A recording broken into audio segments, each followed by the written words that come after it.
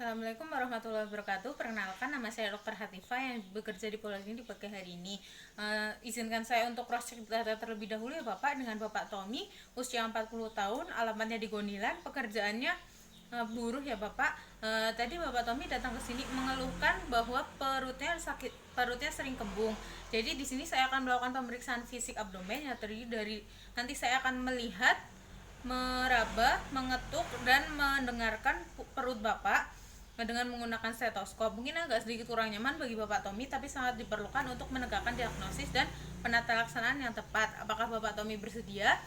Ya, baiklah, jika Bapak Tommy bersedia, silahkan Bapak Tommy berbaring di bed yang rileks saja ya Bapak, dengan posisi lutut yang ditekuk, kemudian bajunya dibuka. Di sini saya akan menyiapkan alat terlebih dahulu. Di sini ada menggunakan stetoskop, kemudian saya akan cuci tangan dengan WHO. Kemudian saya menempatkan posisi di sebelah kanan dari Bapak Tommy. Mohon maaf Bapak Tommy, bajunya dibuka dulu ya. Baiklah, di sini saya melihat bahwa permukaan kulit abdomen Bapak itu tidak ada sikatriks, stria maupun pelibaran vena. Kemudian untuk simetris, untuk dinding abdomen sebelah kanan dan kiri juga simetris.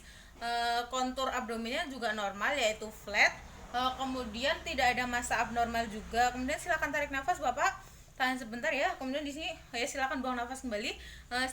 Di sini tidak ada pembesaran organ juga.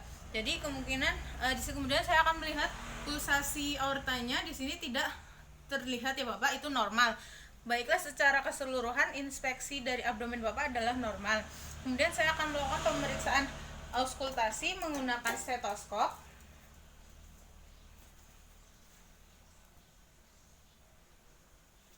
Dan saya memastikan menggunakan yang membran diafragmanya. Saya meletakkan di salah satu abdomen Bapak.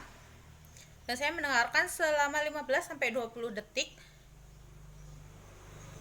Jadi di sini didapatkan bahwa frekuensinya bahwa suara peristalik ususnya normal, yaitu 2-5 detik dengan frekuensi 5-34 kali per menit. Kemudian saya akan melakukan pemeriksaan perkusi. Yang pertama adalah perkusi 4 kuadran. Di sini didapatkan bahwa suara perkusinya sama, yaitu timpani. Kemudian saya akan melakukan pemeriksaan perkusi untuk menentukan batas atas dan bawah hepar. Di sini saya mulai dari atas, kemudian nanti bila didapatkan perubahan suara dari sonor ke redup, itu didapatkan bahwa itu merupakan batas atas dari hepar. Ya, di sini sudah didapatkan adanya perubahan suara dari sonor ke redup, itu adalah batas atas hepar. Kemudian saya akan melanjutkan perkusinya. Di sini saya mendapatkan bahwa adanya perubahan dari suara redup ke timpani. Jadi di sini adalah batas bawah hepar. Kemudian saya akan melakukan perkusi lien, yaitu di spasium intercosta bawah garis aksilaris anterior sebelah kiri. Kemudian saya akan mengetuknya. Di sini didapatkan suara timpani. Bapak silahkan tarik nafas, tahan nafasnya sebentar ya Bapak, saya akan perkusi lagi. Di sini dapatkan bahwa suaranya tetap timpani, itu adalah normal.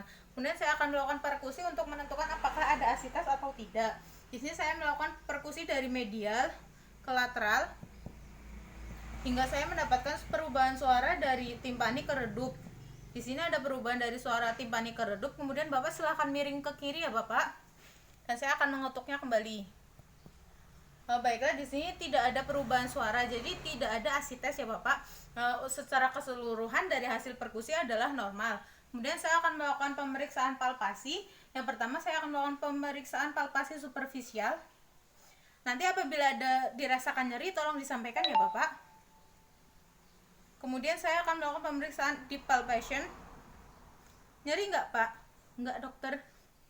Baiklah, kemudian saya akan melakukan pemeriksaan palpasi hepar, yaitu tangan kiri di bawah arcus costa, bawah badan pasien, kemudian tangan kanan di sebelah anterior dari abdomen pasien, dan saya akan menekannya. Saya berusaha untuk meraba hepar. Di sini dapatkan bahwa permukaannya halus, kemudian dan kenyal. Ada nyeri nggak Pak?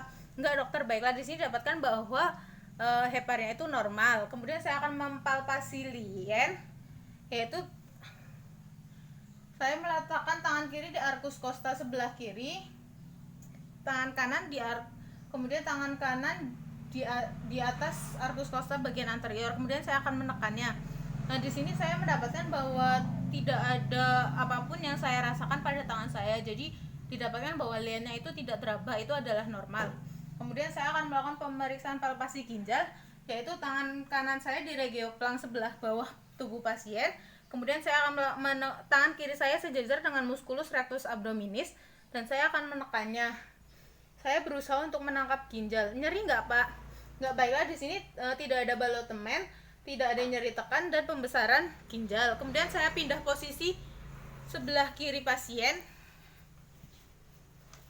Nah, di sini saya meletakkan bahwa tangan kiri saya pada bagian bawah regioplang, kemudian tangan kanan saya di atas sejajar musculus rectus abdominis dan saya akan menekannya. Nyeri nggak, Pak?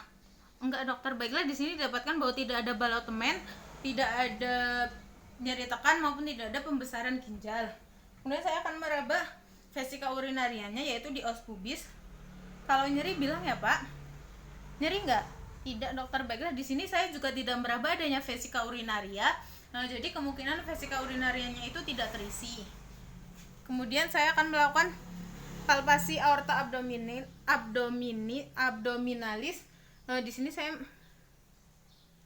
Di sini pulsasi aortanya tidak teraba ya, Bapak, karena kebetulan Bapak juga badannya cukup berisi, jadi tidak teraba, itu normal. Jadi secara keseluruhan dari pemeriksaan inspeksi, auskultasi, perkusi dan palpasi adalah normal. Silakan Bapak bajunya dipakai kembali. Kemudian alhamdulillah pemeriksaan fisik abdomen telah selesai. Bapak izinkan saya cuci tangan terlebih dahulu. Wassalamualaikum warahmatullahi wabarakatuh.